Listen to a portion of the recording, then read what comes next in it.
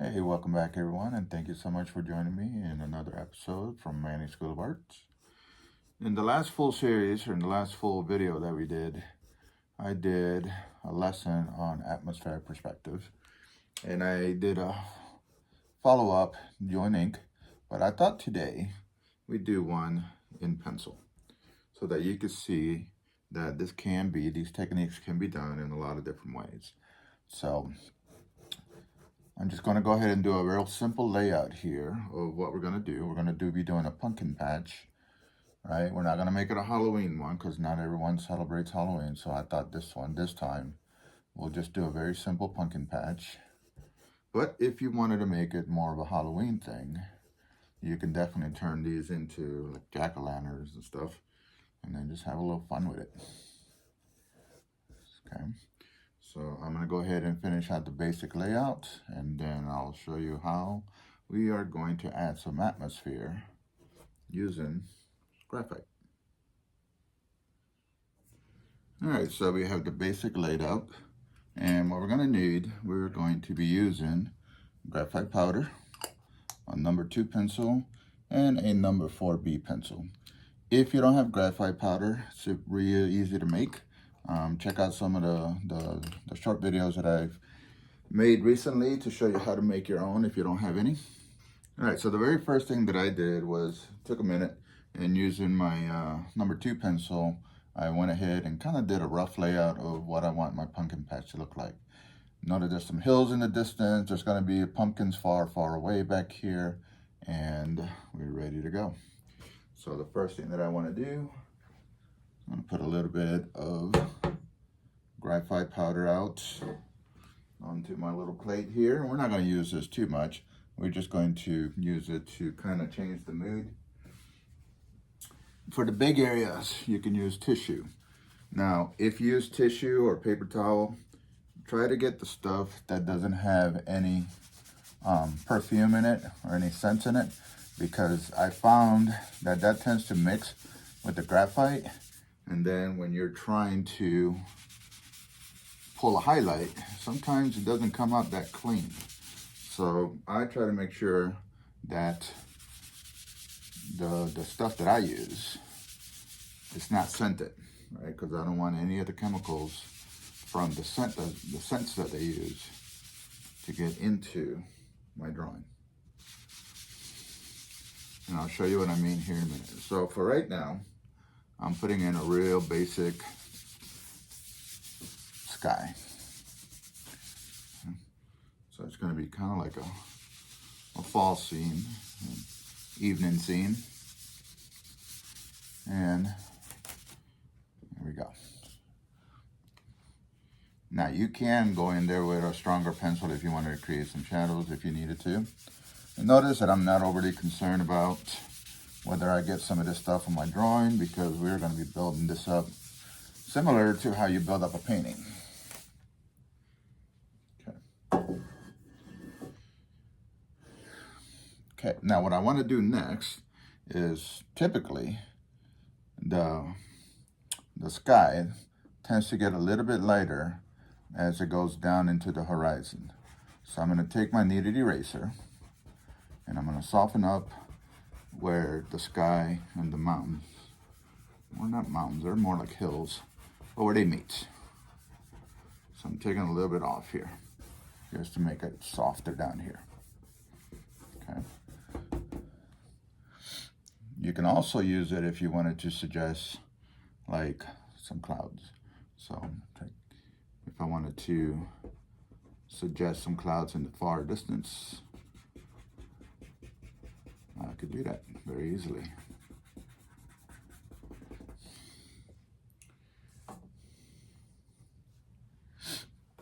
You can also use a vinyl eraser. I use these little ones that come off those eraser sticks. I just like them better. You can sharpen them if I need to get into really small areas. And it allows you to scrub more so than if you're working with the kneaded eraser.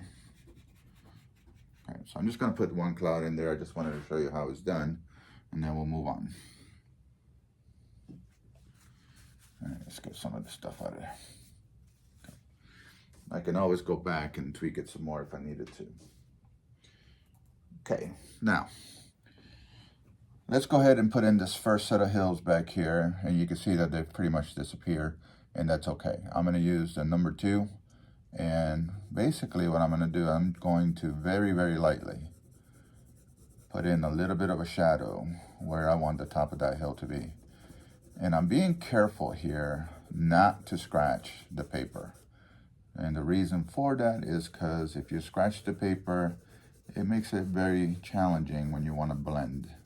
So I'm using the pencil, I'm using the side of the pencil, the side of the lead, and using very, very little pressure.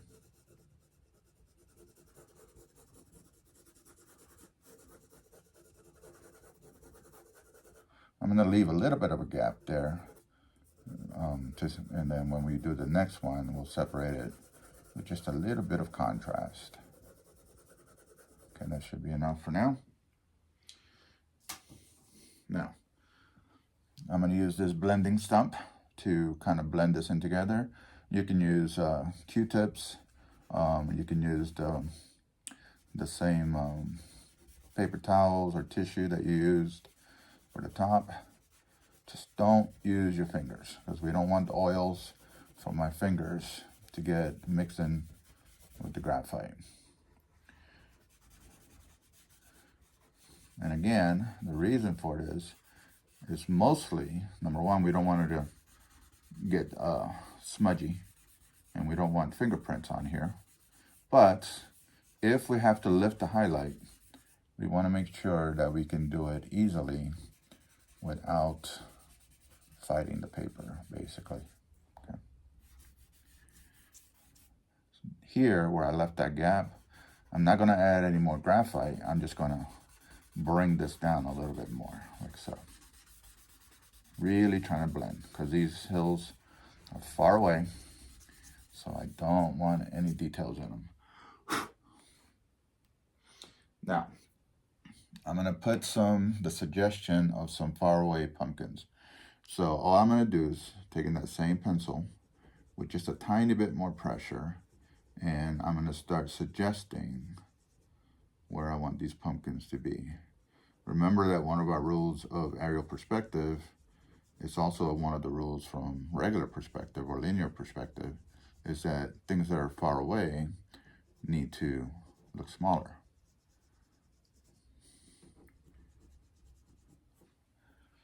And we don't want any details on them, so all I'm going to do is I'm going to kind of like blend these a little bit. I only need them to stand out just enough so that people can kind of tell what they are.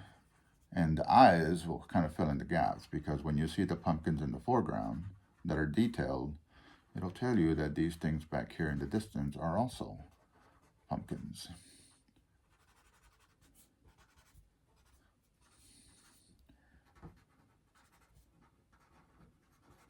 Okay, so that one is not quite enough there, so I'm going to add a little bit more. And sometimes you can take your blending stump and load it into your graphite powder. Or if you have different types of graphite powder, like sometimes I'll make up some 2Bs and 4Bs and 6Bs. Sometimes you can just dip it in there, which is what I'm doing right now. Just so that I can draw very softly without actually scratching the paper.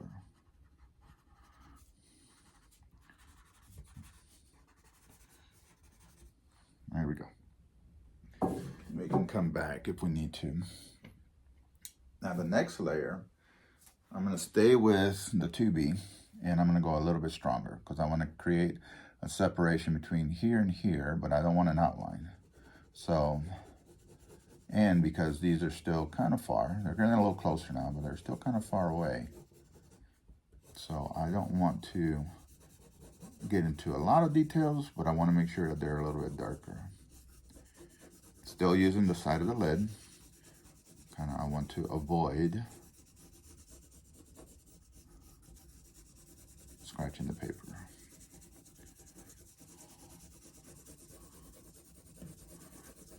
I tend to use big circular strokes or oval strokes. I find that when it's time to blend, that these blend so much easier than if you go back and forth and leave a lot of lines. So obviously sometimes we have to have lines, clean edges, but not always. And I think there's going to be one here. And this one's getting closer to us, so let's start changing the size. And we can start making the edges a little bit more bumpy to kind of represent a little bit of those scallops that you see in the pumpkins. Back to my blending stump, and let's fade this away.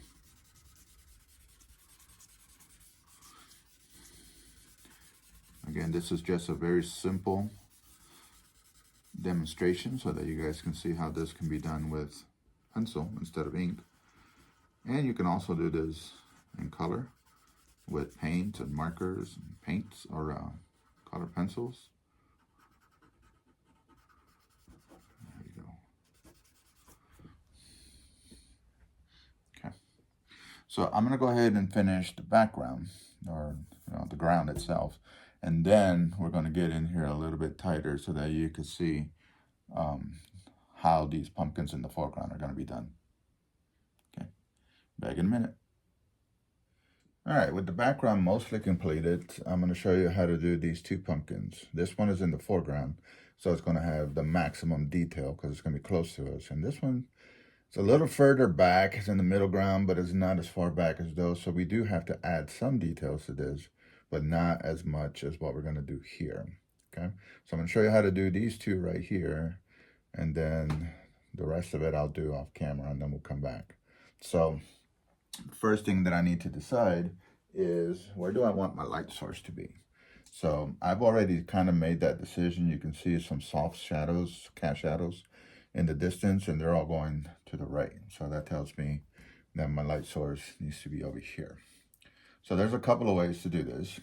First, I can take my kneaded eraser and lift up some little highlights where I think the light's going to hit. And this is random. I can adjust them. So, and then since this one is still, kind of back a little bit, when I start putting in my shadows, I'm not going to use the deep dark pencil yet. Okay, so I'm thinking that I'm going to be working with mostly with this 2B pencil here. Now you got to think about the lobes, right? They're going to be bumpy. So that means that here there'll be the shadow here. Then as it comes towards you, it's going to get brighter. And then as it goes down, it's going to get a little darker.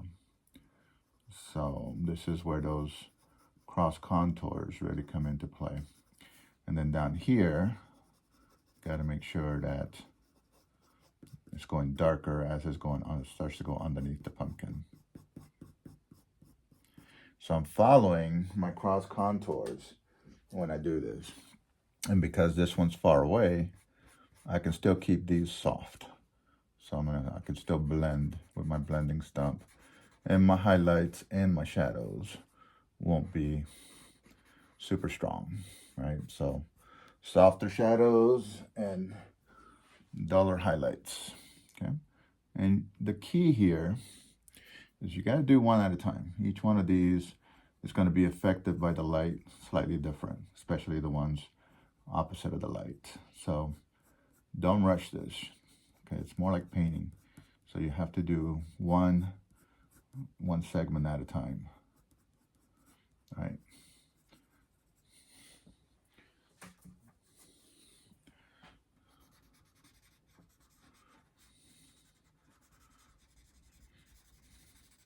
So you can see that I blended that a little bit, but I didn't get rid of the highlight completely. I just wanted to make it a softer highlight.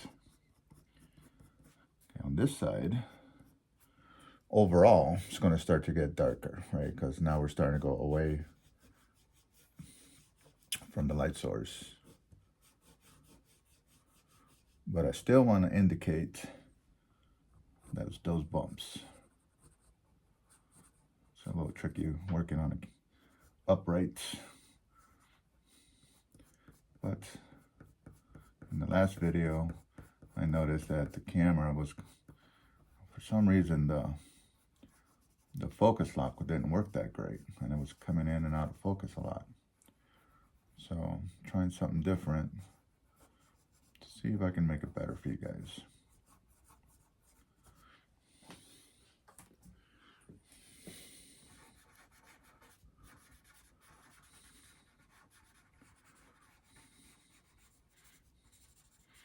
So that kind of gives you an idea of the details that I want to put on this pumpkin. Soft shadows, soft highlights. Still can tell that each one of these has his own little bulb, their own little bumps. And then the little top piece here, it's gonna have his own highlights and shadows, but not as detailed. Not quite a silhouette like these back here. There is some detail starting to show, but not that much yet. And then the cast shadow, since it's on a hill, the cast shadow has to follow the contours of the hill. And again, this cast shadow is not going to be like super dark, but it helps make it look like the pumpkin is on the ground and not floating. Right there.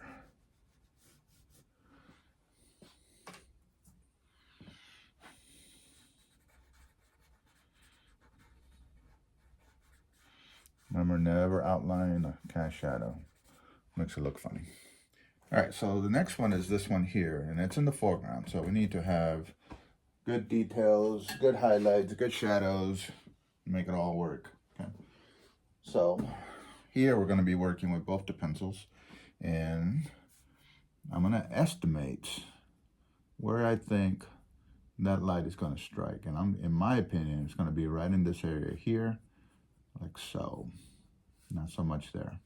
You might catch a little bit here. So I'm doing that really lightly, more to show you guys, but typically when I do this, I kind of envision where those things are going to be. So what I'm going to do is I'm going to start with a midtone. So for the midtone, I want to use the 2B pencil. And by the way, if you have a full set of pencils, feel free to use them. They range, gosh, from 8H all the way to 8B, I think. They might even go higher, I don't know. So with the 4B, I'm starting to put in stronger shadows, right, as it's going underneath, like so. And then the key is, you got to remember that you have to blend your shadows into your midtones. A lot of the times, my students, they'll start putting in the shadows, and they either don't blend it, and it leaves stripes, or they blend it so much that they lose the midtones altogether. So you don't want to lose your midtones, right? You just want to indicate where things are changing, right? Those gradients.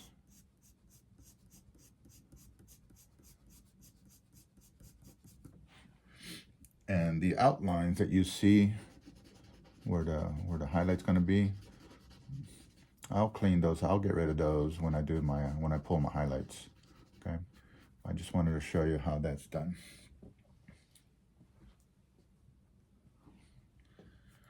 Okay, now this one here, right here, is where it's going to do this right here. So if I was drawing a cross contour line, it would do this, right? So I know that there's going to be a shadow here.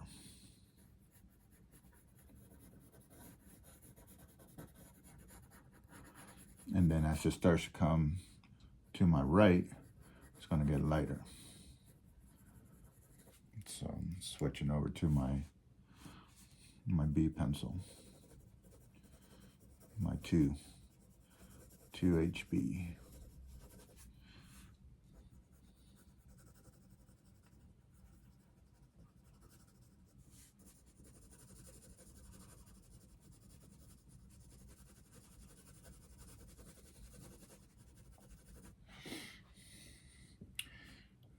back to, I'll just call it the shadow pencil for my deep shadows. And blend and blend and blend. And you'll notice that I do each one of these separately. Now normally if I was working on my table, I would have a sheet of paper here to protect the drawing underneath, prevent smudging. But being that I have it on an easel today, I'm going to forego that. And then marry the two together. But just be sure not to lose those midtones. Very easy to do, very easy to forget and make everything dark. We'll do the cast shadow afterwards. And I'll also adjust the highlights, because you can see the highlights right now look too much like a rectangle. So we'll adjust those here in a little bit, okay? So I'm gonna go ahead and continue this process. For these here, I'm gonna speed this up a little bit, and then I'll show you how to finish it.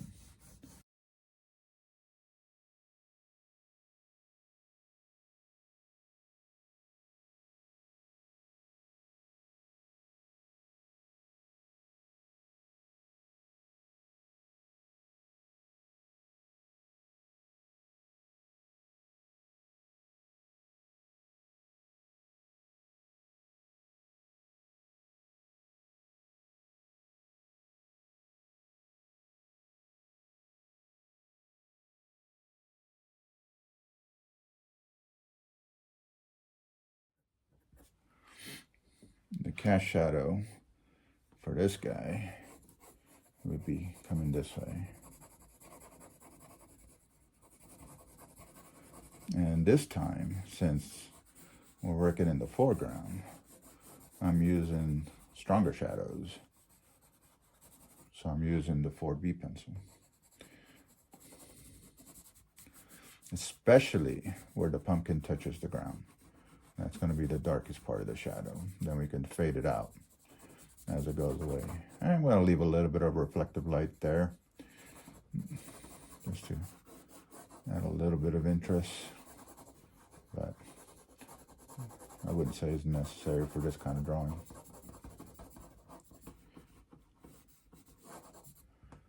And strong.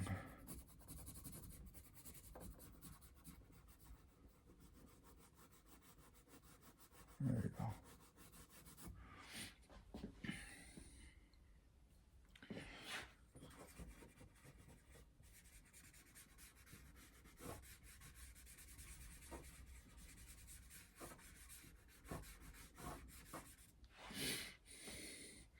If you really wanted to make this look like it's in the ground, you can suggest like grasses, especially in the foreground, right? Because this is all detail.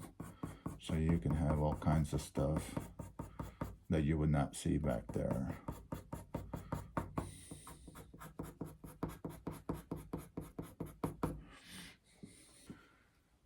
And the last thing on this thing that we want to do is adjust the highlights. So I'm going to use the vinyl eraser, and I'm going to clean up some of these highlights a little bit first, following the contours, right? So I'm following the curves.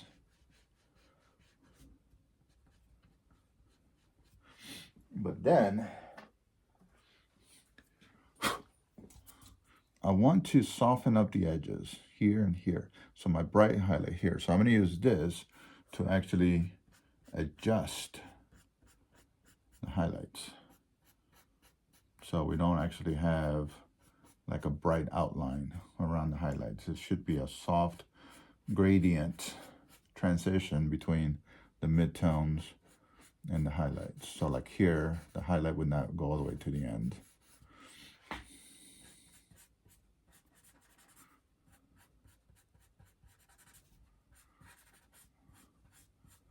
So if you're doing this with the pencils, even though it's technically it's drawing, you really got to think more like a painter and figure out not only like where the shadows are going to be, but you also have to figure out like the movement of the shadows. Are they curved? Are they straight? Cast shadows, how long should they be? Things like that. So, all right. So big difference between this one here, where we can see a lot of the details, versus here. And you can keep going. You can add like little animal holes. You can do whatever you wanted to. If you wanted to make this a Halloween scene, you can actually turn these into jack-o'-lanterns. You can put a scarecrow back there.